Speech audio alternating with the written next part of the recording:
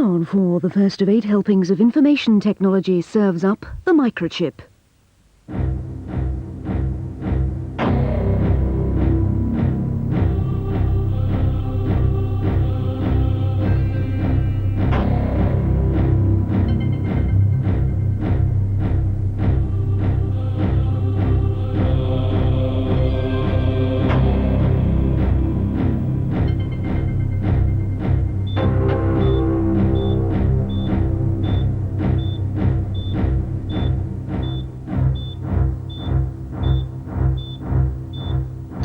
Scalpel.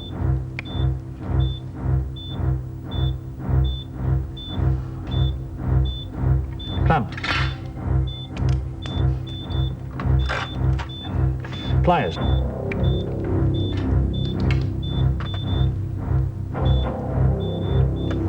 At the heart of the information revolution is the microchip. It's the smallest part of the computer, and yet the most important. Without it, the computer wouldn't be able to do all the things it does. But what exactly is it doing? And what is the secret of its power?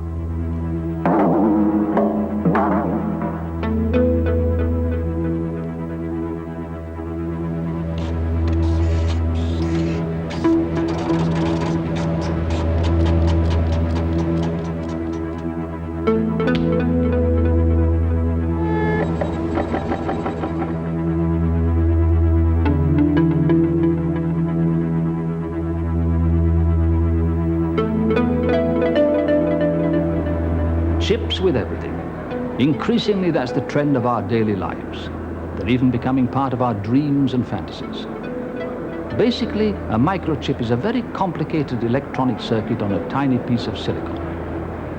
The key to the power of the microchip lies in its universal ability to process and communicate information. Yet why is information so important? Well, information's all around us. And it's only in the 20th century we've found the tools to enable us to handle information automatically and conveniently. And the effect of having these tools to handle information can be at least as dramatic on our way of life as the machines that we've seen in the past have been. Access to information in a society is vital. Indeed, some experts have said that the most important, the only important economic activity in the next century will be the processing of information. Who controls the processing of information and how it is processed is therefore of essential importance in a society. We're surrounded by information. Today, the sheer volume and speed at which this information is needed is fantastic. What the chip does for us is to give us the power to process this ever-increasing mountain of information faster and faster. In order to process and communicate it, it has to be translated into a more convenient form, like a code. These hand signals are unintelligible to those not in the know, but a very efficient way for bookies to communicate information quickly in the noisy, crowded environment of the dog track.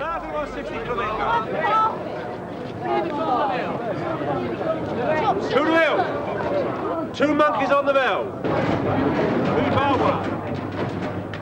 The bookies calculate the odds in their heads. That's the way it's always been. That is until new electromechanical technology in the 1920s meant that the odds could be calculated automatically. Want to win on 5. This machine inputs the coded bet information. It does that in terms of what units the bet is in and how many are placed. In this case, it's in £1 units.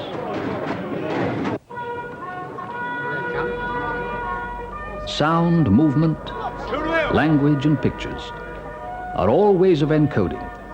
The simpler the code, the more quickly it can be communicated and processed.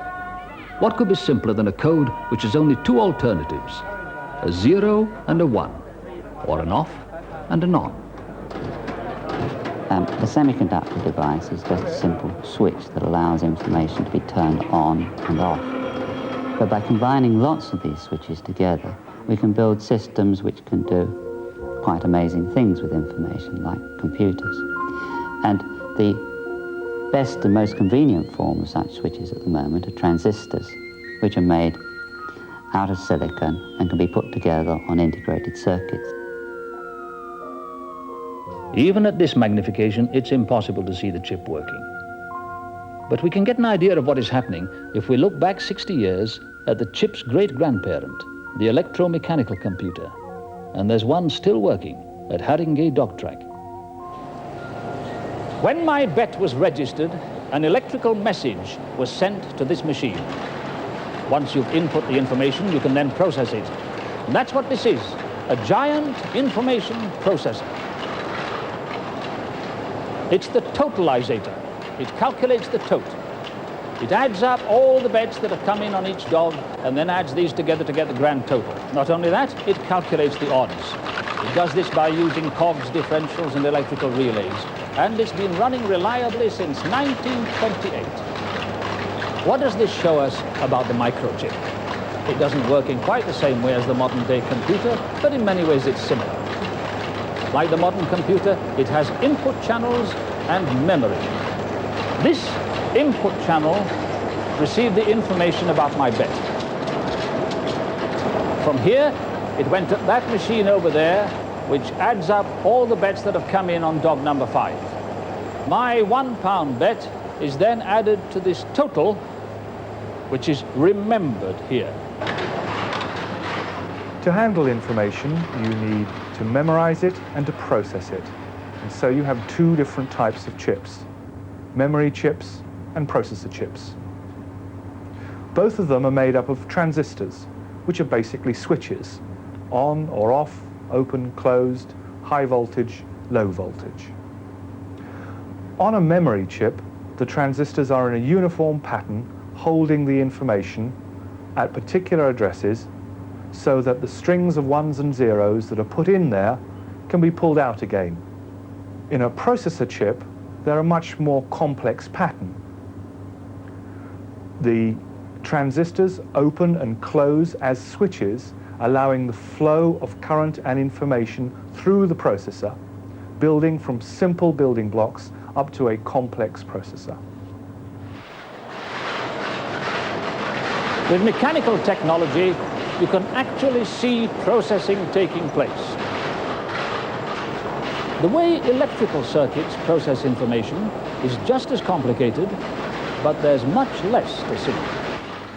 The next level up in complexity from the transistor is called a gate. There are a variety of different gates and they have different functions. One of them is the AND gate.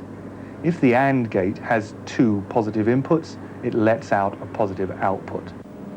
It's rather like a coffee machine. If you put your money in and you press a certain button, then you will get an outcome. AND gates, OR gates, NOR gates, NAND gates. There are a whole range of different types of gates. Each gate is made up of just a few transistors wired together, and they all perform simple logical functions. Connect a few of these gates together, and you can carry out basic operations like addition and multiplication. Enough of these simple building blocks, and you can make a chip do almost anything. Putting many thousands of these transistors onto a piece of silicon the size of a fingernail is so delicate a process that it's known in the trade as the black arts. From this 20th century alchemy, you get a chip with the ability to process all sorts of information, a truly universal tool. But there are some applications where you don't need a universal tool. What you need is a chip that is customized to do a specific job.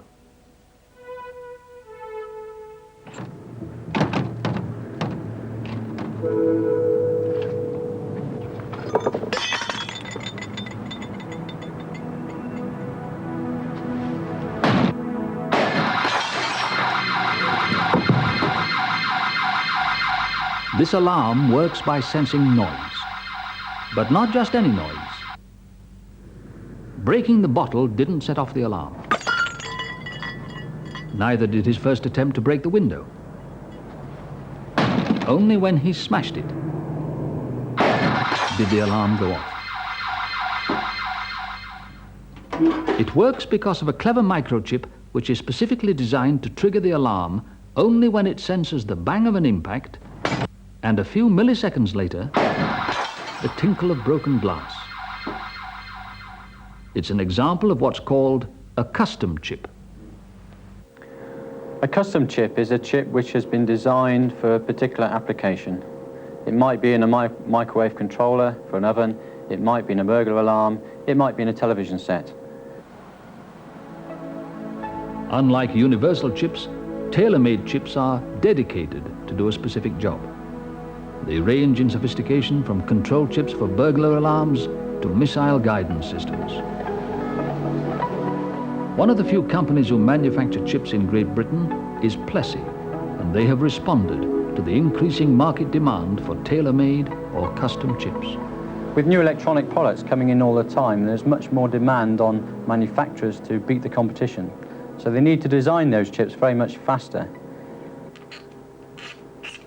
The very simple custom chips used to be designed by very simple handcrafted methods. Nowadays we're using computers to do the design. The design is very much faster, it's more elegant, and we have much less risk of making mistakes. Plessey are using computers to create the next generation of microchips, using a chip to design a chip. Their computer-aided design system is called Megacell. They've programmed all their knowledge about chip design into Megacell. This software is used in all phases of the design process, both the layout of the chip and all the testing. In the old days, to test a chip, we actually had to build the chip and manufacture the chip before we could test it. Nowadays, we're doing all of that in software. During the design phase, we can test the chip using some of the software routines that exist within the computer. So we don't have to go and manufacture the chip and waste a lot of money making what is in fact essentially a faulty chip. We can go in and we can model the chip in the computer, and hopefully we'll get 100% first-time success. Secondly, we're using the computer to help us to do the physical design. We're doing the layout of transistors, we're doing the layout of components totally on computer. Each of the cells that the designer works with can be manipulated around and be placed in any orientation. We are using now some powerful software to do error checking, so that if a designer makes an error, the error can be picked up as a flashing red highlight, which tells him immediately that he's made an error in the layout. Having completed all the placement of the cells in his circuit, the designer can then get the software to automatically connect up all the gates in the module. So the end result is a very much more elegant design methodology for doing very complex chips, and by complex I mean more than about 5,000 gates on a single chip. The sort of savings we can achieve by using new computer processes in design is enormous. Not many years ago we would have designed a 100,000 gate chip probably by hand, and it probably would have taken about 5 man-years of effort to design that chip. Nowadays we're talking about the same design taking perhaps only 5 months. We have much more probability of the chip working first time.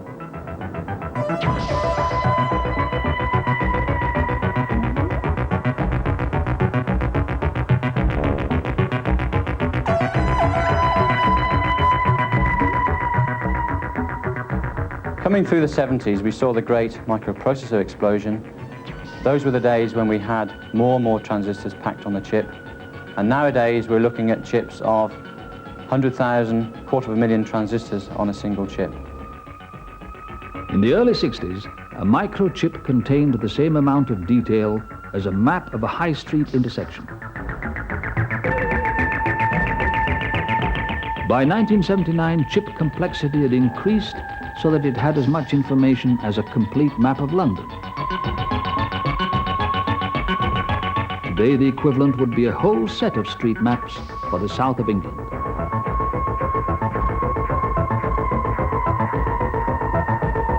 Projections for the 1990s envisage even greater increases in processing power.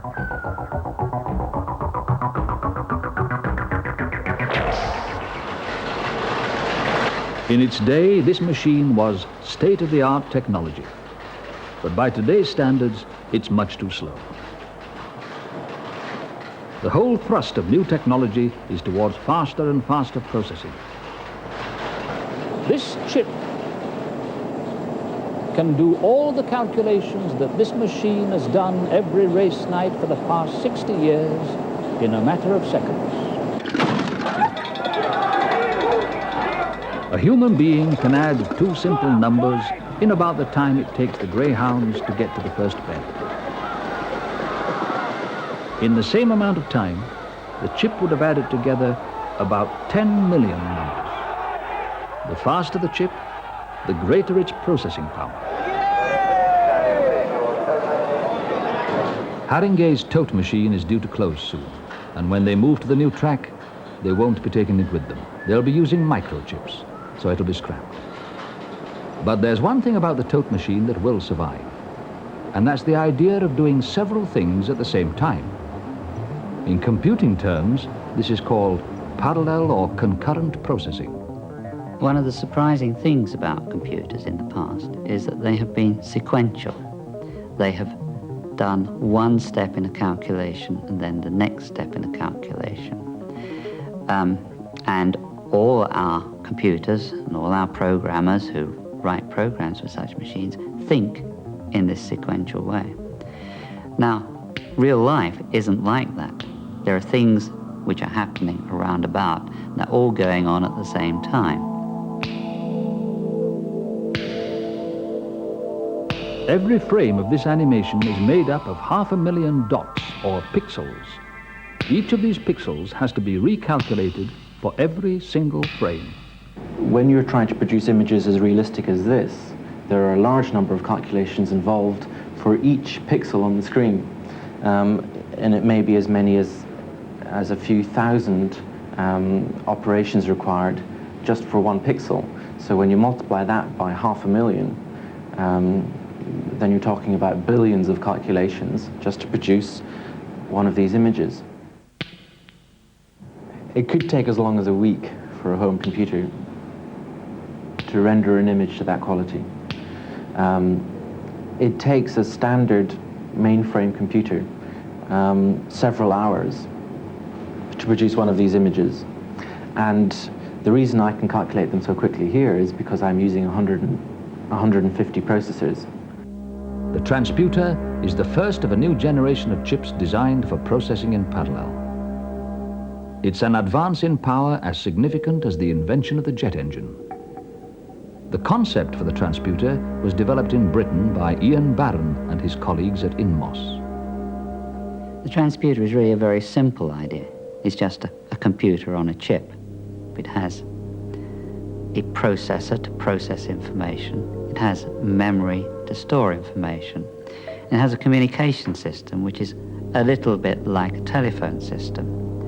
And that enables one transputer to talk to another transputer and call it up and send it a message. And it's possible to plug a lot of transputers together so messages can be sent around between the different transputers in the system. These square areas on the screen correspond to tasks which have been farmed out to individual processors to solve.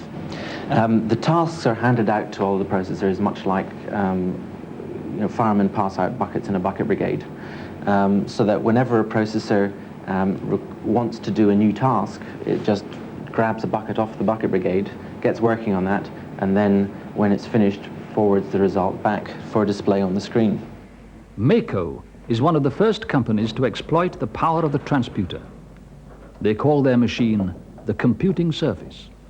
It's made up of 150 individual transputers, and it's one of the most powerful computers built to date.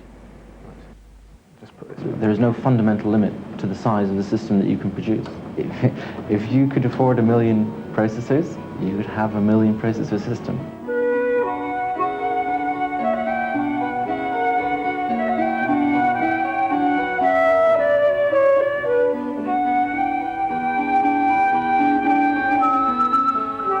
Even on Mako's supercomputer, this graphic took 36 hours to create.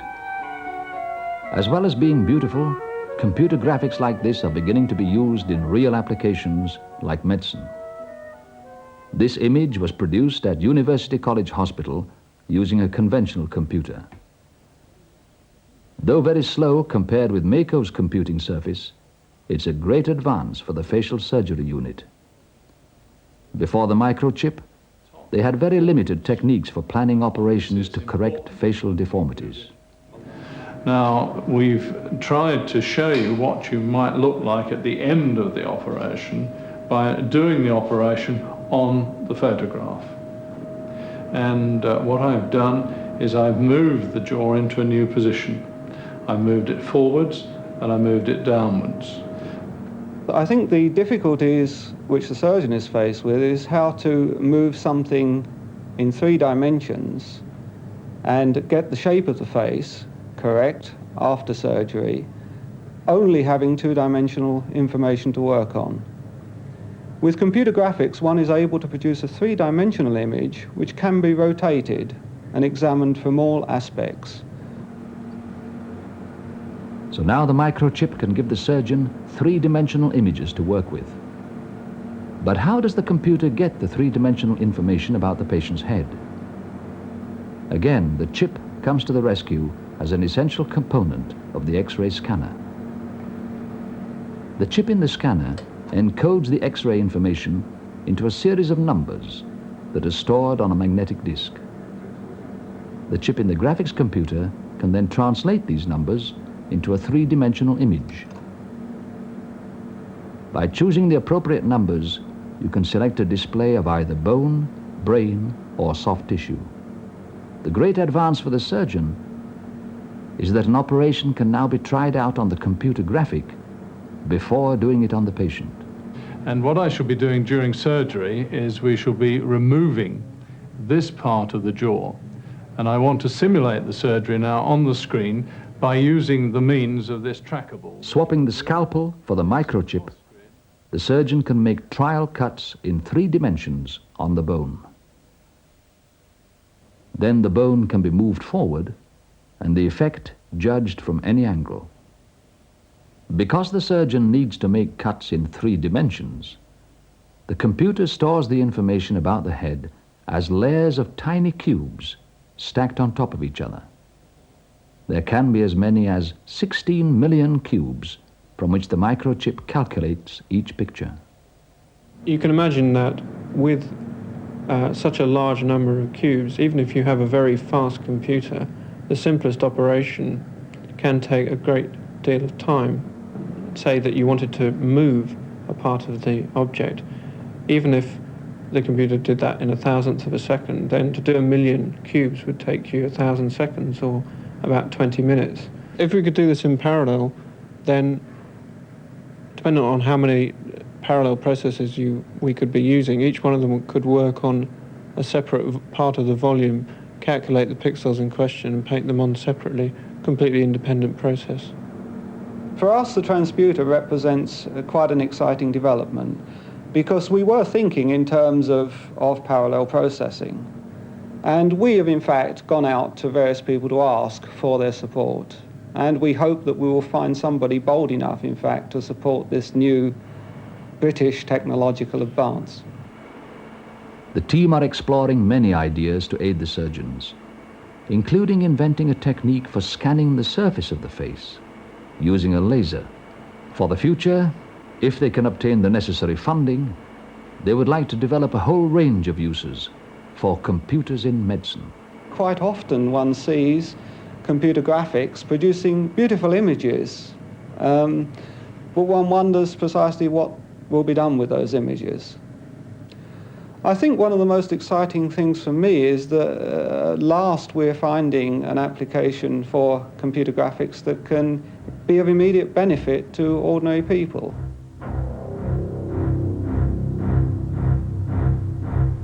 The developments in electronics and the developments we're now seeing in silicon and things like the transputer is just a continuing sequence of developments that we've had from the start of the Industrial Revolution.